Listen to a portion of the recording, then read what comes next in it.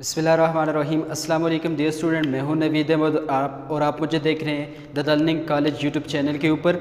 आज हम second year का चैप्टर नंबर 1 स्टार्ट करने जा रहे हैं। इंट्रोडक्शन करेंगे। चैप्टर नंबर 1 है एस एंड पी ब्लॉक। अब इस जो पूरे लेक्चर से रिलेटेड अगर आपको कोई भी क्वेश्चन हुआ तो आप मेरे व्हाट्सएप नंबर के ऊपर मुझे व्हाट्सएप कर सकते हैं, और इससे रिलेटेड जो होमवर्क आपको दिया जाएगा वो भी आप इस नंबर के ऊपर मुझे व्हाट्सएप करेंगे, ताकि आपको वो होमवर्क चेक करके और उसमें से अगर कोई गलती है तो वो निकाल के आपको रिस्पांस भी किया जा सके। चैप्टर नंबर 1 स्टार्ट करेंगे, एस एंड पी ब्लॉक। अब S and P block start करने से पहले जो अगर आप पेज नंबर 1 देखेंगे अपनी बुक का, तो उस पर 2 ऑब्जेक्टिव्स लिखे हुए हैं। ऑब्जेक्टिव्स ये हैं कि आपको पता होना चाहिए कि पीरियोडिक टेबल क्या है, पीरियोडिक टेबल क्या है और पीरियोडिक टेबल के अंदर कितने ब्लॉक्स मौजूद हैं, क्या हिसाब है, कितने एलिमेंट्स मौजूद हैं, इनके बारे में पता होना चाहिए। तो इंट्रोडक्शन करेंगे पहले चैप्टर का। पीरियोडिक टेबल है, पीरियोडिक टेबल की डेफिनेशन मैंने कर ली यहाँ पे कि अरेंजमेंट ऑफ एलिमेंट्स।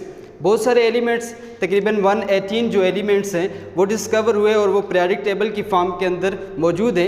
अरेंजमेंट उनको किस तरह की गई है, उनकी अरेंजमेंट इस तरह की गई है कि रोज़ और कॉलम बना दिए गए हैं। Arrangement of element in rows and column. अब वहाँ पे चेक करें, पीरियोडिक टेबल का एक मैंने स्केच बना दिया है। ये पूरा पीरियोडिक टेबल का स्केच है।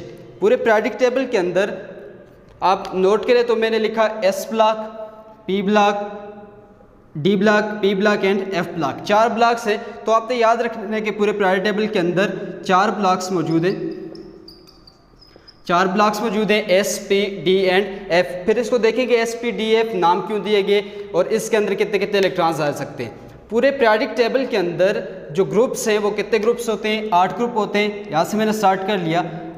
जो वर्टिकल्स कॉलम्स हैं ये नीचे की तरफ, इस तरह वर्टिकल कॉलम्स जो है वो सारे के सारे पीरियोडिक टेबल के अंदर ग्रुप्स कहलाते हैं। अब इसके अंदर टोटल 8 ग्रुप्स मौजूद हैं। और यहाँ से देखिए हॉरिजेंटली जो रोज़ होंगी, जो हॉरिजेंटली इस तरह रोज़ होंगी, ये हॉरिजेंटली रोज़ जो है इनको हमने पीरियड्स का नाम दे दिया। मैं यहाँ पे लिख लेता हूँ, इसको हमने नाम दे दिया ग्रुप्स का, और ये जो रोज़ हैं इनको हमने नाम दे दिया पीरियड्स का। हमेशा याद रखना है ये जो ग्रुप्स हैं, ये जो हमने ग्रुप लिख लिया, मैं यहाँ पे लिख लूँ ताकि ये चीज़ें आपको याद होनी चाहिए। पहले भी आपको पता होगा ग्रुप्स जो हैं वो किस चीज़ को इंडिकेट करेंगे। ग्रुप इंडिकेट करते हैं number of electron in last shell. मतलब क्या हुआ, किसी भी ग्रुप नंबर, लेट्स सपोज कोई आपको बोलता है 5वां ग्रुप, तो इसका मतलब क्या हुआ कि 5वां ग्रुप उससे बोला है तो उसके लास्ट शेल में कितने इलेक्ट्रॉन्स होंगे, जितना ग्रुप का नंबर है। तो 5वां ग्रुप बोल रहा है तो उसके लास्ट शेल के अंदर कितने इलेक्ट्रॉन्स मौजूद होंगे, 5। इस तरह का 6ठा ग्रुप बोल रहा है तो उसके लास्ट शेल के अंदर कितने इलेक्ट्रॉन्स मौजूद होंगे, 6। इसी तरह 7वां ग्रुप है तो लास्ट शेल के अंदर 7। ग्रुप रिप्रेजेंट किसको करते हैं, नंबर ऑफ इलेक्ट्रॉन्स को लास्ट शेल के अंदर। जबकि पीरियड किसको रिप्रेजेंट करेंगे, जबकि पीरियड्स नंबर ऑफ शेल्स को रिप्रेजेंट करते हैं। मिसाल के तौर पे अगर ये 5वां पीरियड है तो इसका मतलब क्या हुआ है, इस पूरी रो के अंदर आने वाले तमाम एलिमेंट्स के अंदर, इन तमाम एलिमेंट्स के अंदर कितने पीरियड्स होंगे, 5।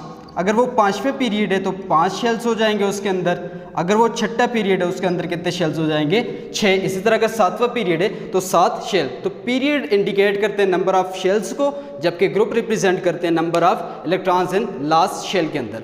इस पूरे पीरियोडिक टेबल को आसानी के साथ समझने के लिए इसको 4 ब्लॉक्स के अंदर डिवाइड कर दिया गया।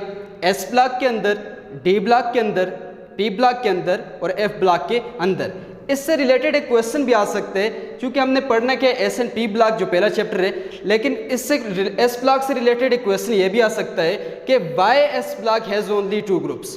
मतलब पूरा अगर ये चेक करें, ये पूरा एस ब्लॉक है तो एस ब्लॉक के अंदर सिर्फ 2 ही ग्रुप्स क्यों हैं, 3 ग्रुप क्यों नहीं है, 4 क्यों नहीं है, जैसे पी ब्लॉक के अंदर 6 ग्रुप्स हैं। तो ये भी क्वेश्चन हो सकता है कि वहाँ पे 6 क्यों है। तो इसका सिंपल आंसर ये है, देखें ये एस, पी, डी, एफ हैं क्या, ये असल में ऑर्बिटल्स हैं,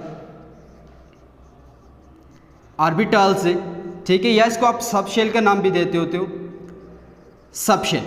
अब ये ऑर्बिटल्स जो है, ये सब शेल जो है, हर एक सब शेल के अंदर कितने कितने इलेक्ट्रॉन्स आ सकते हैं वो यहाँ पे लिख लिए गए। एस सब शेल के अंदर मैक्सिमम 2 इलेक्ट्रॉन्स आ सकते हैं।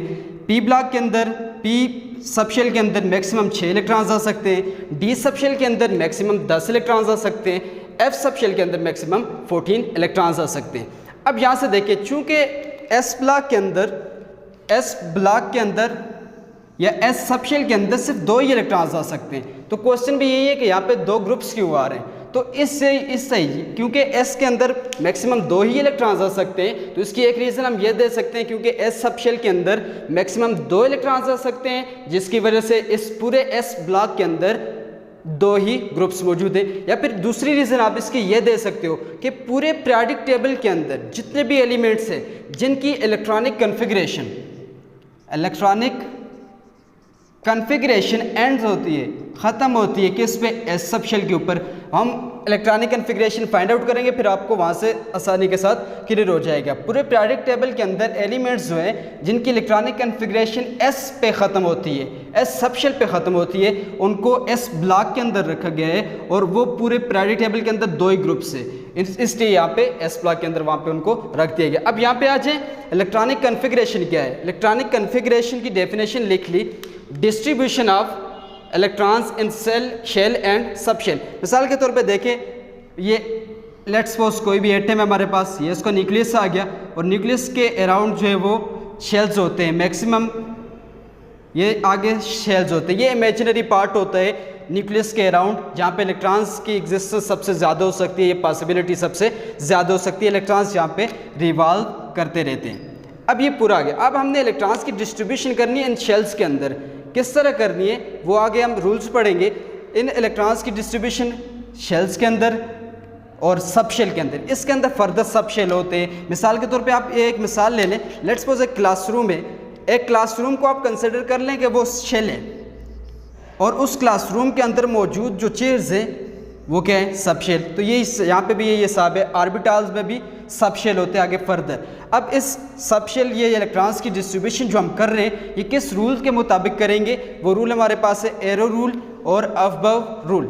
ये रूल है आपके पास, यहाँ पे रूल मैंने पूरा ड्रा कर दिया। अब इसमें ये कि इसको एरो रूल भी कहा जाता है और अबव रूल भी कहा जाता है। इस रूल को यूज़ करके आपने इलेक्ट्रॉन्स की कन्फिग्रेशन करनी है। अगर आपने इलेक्ट्रॉन्स की कन्फिग्रेशन करनी है ऑर्बिट्स के अंदर, सिंपली ऑर्बिट्स के अंदर, ये ऑर्बिट हो गए, ये ऑर्बिट हो गए, इसके अंदर अगर आपने इलेक्ट्रॉनिक कन्फिग्रेशन करनी है तो फिर आपने सिंपल फार्मूला यूज़ करना है 2n²। अब इस 2n² के अंदर n नंबर ऑफ शेल है, मतलब अगर आपने लेट्स सपोज पहले शेल के अंदर इलेक्ट्रॉनिक कन्फिग्रेशन करनी है तो इस n की वैल्यू क्या रखोगे आप, 1। तो यहाँ पे लेट्स सपोज करके चेक कर लेते हैं, n की वैल्यू मैंने 1 रखी, मैंने पहले शेल के अंदर इलेक्ट्रॉन्स की फिलिंग करनी है 1 का स्क्वायर, तो ये आपके पास क्या आ जाएगा आंसर, 1 का स्क्वायर 1 ही होते हैं, मल्टीप्लाई बाय 2, तो आपके पास 2 आ जाएगा। इसका मतलब है पहले ऑर्बिट के अंदर मैक्सिमम कितने इलेक्ट्रॉन्स आ सकते हैं, 2। इसी तरह अगर आपने सेकंड के लिए करना है, लेट्स सपोज आपके पास n की वैल्यू 2 है तो 2 मल्टीप्लाई बाय 2 4 हो जाएगा, 4 को मल्टीप्लाई करो 2 के साथ तो आपके पास वैल्यू क्या आ जाएगी, 8। इसका मतलब है सेकंड शेल के अंदर कितने मैक्सिमम इलेक्ट्रॉन्स आ सकते हैं, 8। इसी तरह फार्मूले के अंदर वैल्यूज पुट करते जाओ, 1 2 3 4 5 6 7, जिस भी शेल के अंदर आपने इलेक्ट्रॉनिक कन्फिग्रेशन करनी है n की वैल्यू वो रखो और बाकी सॉल्व करो तो आपके पास इलेक्ट्रॉन्स आ जाएंगे, कितने इलेक्ट्रॉन्स आपने डिस्ट्रीब्यूट करने हैं। लेकिन अगर आपने सबशेल के अंदर, जिस तरह ये पहला ऑर्बिट है तो पहले ऑर्बिट के अंदर सिर्फ एक ही सबशेल होते हैं और वो सबशेल कौन सा होता है, एस होता है। दूसरा जो ऑर्बिट है उसके अंदर एस और पी दोनों सबशेल होते हैं। इसके बाद जो तीसरा होता है उसके अंदर एस भी होता है, पी भी, डी, ये 3 सबशेल आ जाते हैं।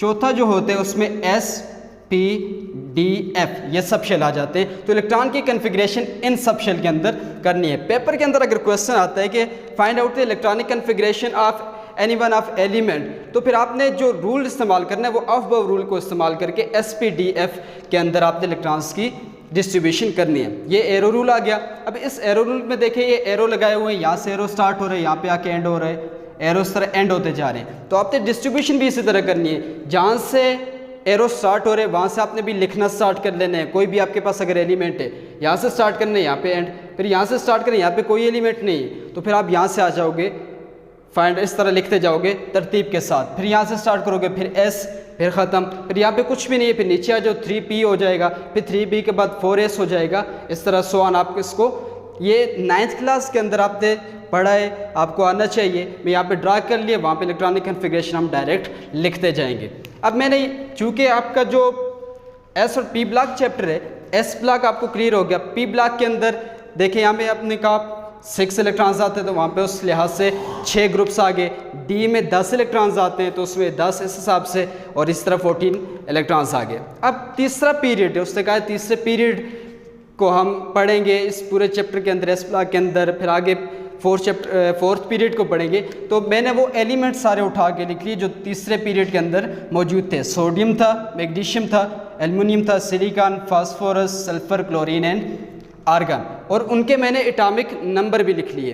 एटॉमिक नंबर को आपने यूज़ करने और आपने इनकी इलेक्ट्रॉनिक कॉन्फ़िगरेशन करनी है। मैंने लिख लिया सोडियम, सोडियम के 11 इलेक्ट्रॉन्स की, सोडियम क्योंकि हमने कहा था नंबर ऑफ़ इलेक्ट्रॉन्स और प्रोटॉन्स बराबर होते हैं, यहाँ पे लिख लिया इसके नंबर ऑफ़ प्रोटॉन्स कितने, नंबर ऑफ़ प्रोटॉन्स इसके होते 11, नंबर ऑफ़ इलेक्ट्रॉन्स इसके कितने हो गए 11। अब इन इलेक्ट्रॉन्स की डिस्ट्रीब्यूशन करनी है, तो उस अबव रूल के मुताबिक आप स्टार्ट करो। तो उसके मुताबिक इलेक्ट्रॉनिक कॉन्फ़िगरेशन क्या हो जाएगी, 1s2, 2s2, 2p6। इलेक्ट्रॉन्स गिन लो कितने हैं, 6, 8, 10, तो कितने बच गए आपके पास, ये आपके पास इस तरह की electronic configuration 1s2, 2s2, 2p6, 3s1, क्योंकि एक इलेक्ट्रॉन्स बच गया था। अब यहाँ से एक आपको बहुत ही मज़े की बात बताऊँ कि आप इस इलेक्ट्रॉनिक कॉन्फ़िगरेशन को यूज़ करके किसी भी एलिमेंट की पोजीशन भी बता सकते हैं। इलेक्ट्रॉनिक कॉन्फ़िगरेशन को यूज़ करके आप किसी भी एलिमेंट की पोजीशन बता सकते हो कि वो पीरियोडिक टेबल के अंदर कहाँ पे मौजूद होगा। इसके लिए आपने ये चीज़ देख लेनी है कहाँ पे वो एंड हो रहे हैं। देखिए 3s1, अब आपने यहाँ पे 3s1, 3 से ये क्या मुराद है, तीसरा शेल, थर्ड शेल। उसके बाद कौन सा जी, ये एस ब्लॉक आ गया, एस ब्लॉक, और कितने नंबर पे, पहले नंबर पे होगा, फर्स्ट नंबर पे। अब यहाँ पे अगर आप पीरियोडिक टेबल आप बुक से देखेंगे तो बुक के अंदर देखें ये आपके पास आ गया तीसरा पीरियड, और है भी क्या, एस ब्लॉक, और एस ब्लॉक में भी पहला नंबर, तो यहाँ पे क्या होगा, सोडियम इस जगह पीरियोडिक टेबल के अंदर मौजूद होगा। तो आपने यहाँ से इलेक्ट्रॉनिक कॉन्फ़िगरेशन से आप पोजीशन भी बता सकते हो किसी भी एलिमेंट की कि वो पीरियोडिक टेबल के अंदर कहाँ पे मौजूद है। इसी तरह नेक्स्ट को सॉल्व करो, इसके अंदर 12 इलेक्ट्रॉन्स हैं, तो इनकी इलेक्ट्रॉनिक कॉन्फ़िगरेशन करो 1s2, 2s2, 2p6, 3s2। Electrons गिन लो 6, 8, 10, 12, 12 इलेक्ट्रॉन्स पूरे हो गए। इलेक्ट्रॉनिक कॉन्फ़िगरेशन कर ली, फिर उसी हिसाब से कि ये कहाँ पे मौजूद होगा, तीसरे शेल के अंदर मौजूद होगा, एस ब्लॉक होगा, दूसरे नंबर पे होगा, तो यहाँ पे आप आके फिल कर लो। ये देखिए यहाँ पे मौजूद होगा मैग्नीशियम। इस तरह सिमिलरली आप आ जाओ एल्युमिनियम के केस में, तो इलेक्ट्रॉनिक कॉन्फ़िगरेशन यहाँ तक यही रहेगी, 1s2, 2s2, 2p6 यहाँ पे लिख लेते हैं, 1s2, 2s2, 2p6, 3s2। अब चूँकि यहाँ पे 12 इलेक्ट्रॉन्स पूरे हो गए, 3s भी हो गए, 3s के बाद क्या आएगा वहाँ से आप देखते जाए, क्योंकि आपने इस चीज़ को लाजमी यूज़ करना है। 3s तक में आ गया, अब 3s के बाद यहाँ पे कुछ नहीं है, तो इसका मतलब है इसके बाद में क्या लिखूंगा, इलेक्ट्रॉन्स किस में फिल करेंगे, p में, और कौन सा p, 3p के अंदर, तो वहाँ पे हम लिख लेंगे जितने इलेक्ट्रॉन्स हमारे पास बच के, और वो इलेक्ट्रॉन्स है 3p1। ठीक हो गया। अब यहाँ से भी आप इसकी पोजीशन बता सकते हो। कैसे बता सकते हो कि देखिए तीसरा ही शेल है, लेकिन अब पी ब्लॉक के अंदर मूव करना है, और पी ब्लॉक के अंदर वो पहला एलिमेंट होगा, तो आपने सिंपली यहाँ से उठाओ, एल्युमिनियम कहाँ पे मौजूद होगा, ये तीसरा शेल है, और ये पूरा पी ब्लॉक है, और ये पहला नंबर है, तो यहाँ पे क्या मौजूद होगा, एल्युमिनियम। तो आप इस तरह लिख सकोगे। इस तरह सिमिलरली आपने एरो रूल को यूज़ करके सिलिकॉन का, ये आपका होमवर्क हो जाएगा, ये सारा सिलिकॉन की इलेक्ट्रॉनिक कॉन्फ़िगरेशन कर लेनी है। और रूल को आप एक पेज के ऊपर लिखेंगे नीट करके, और उसको देख के फिर आप इलेक्ट्रॉनिक कॉन्फ़िगरेशन लिखते जाओगे। सिलिकॉन की लिखोगे, फास्फोरस की लिखोगे, सल्फ़र की, क्लोरीन की और आर्गन की। तो ये हमने इलेक्ट्रॉनिक कॉन्फ़िगरेशन कर ली। नेक्स्ट हम एक चीज़ डिस्कस करेंगे, फिर बाकी चीज़ें जो है वो डिटेल के साथ नेक्स्ट वीडियो लेक्चर्स के अंदर हम डिस्कस करेंगे। अब हमने सारी की सारी जो है इलेक्ट्रॉनिक कॉन्फ़िगरेशन, मैंने इस रूल को फॉलो करके मैंने इलेक्ट्रॉनिक कॉन्फ़िगरेशन 3 से 4 एलिमेंट्स की लिखी, और उसके बाकायदा आपको पोजीशन भी बताई कि पीरियोडिक टेबल के अंदर वो कहाँ पे मौजूद है। अब आपने ये पूरे नीट करके लिख लेना है। ये अफबो रूल है, एरो रूल बोलते हैं इसको, और आपने पूरा थर्ड पीरियड और इसके साथ फोर्थ पीरियड भी करें। फोर्थ पीरियड ये आपका होमवर्क है, उसकी इलेक्ट्रॉनिक कॉन्फ़िगरेशन लिख के व्हाट्सएप नंबर पे मुझे सेंड करें।